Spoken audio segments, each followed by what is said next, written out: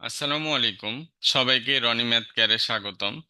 ষষ্ঠ শ্রেণী বিজ্ঞান বার্ষিক পরীক্ষা প্রস্তুতি 2-এ সবাইকে স্বাগতম। ক নম্বর, শূন্যস্থান পূরণ করো। 1, ভাইরাস দ্বারা আক্রান্ত কোষকে ড্যাশ বলে। 2, ছত্রাক ড্যাশ রাজ্যের জীব। 3, উদ্ভিদ কোষের ড্যাশ নামক অঙ্গাণুতে সালোক সংশ্লেষণ ঘটে। 4, ক্যাম্বিয়ামের অবস্থান জাইলেম ও ড্যাশ টিস্যুর মাঝে। 5, ব্যাকটেরিয়ায় ড্যাশ প্রক্রিয়ায় প্রজনন ঘটে।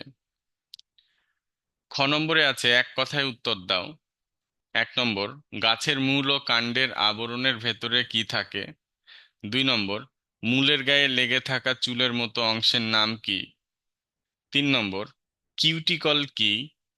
4 নম্বর, একটি চিরহরিৎ জাতীয় উদ্ভিদের নাম লেখো।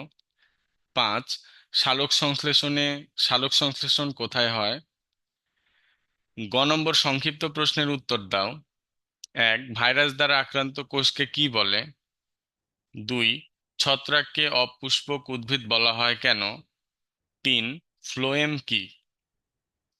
ঘ, নিচের প্রশ্নগুলোর উত্তর দাও। এটা বড় প্রশ্ন বা বর্ণনামূলক প্রশ্ন।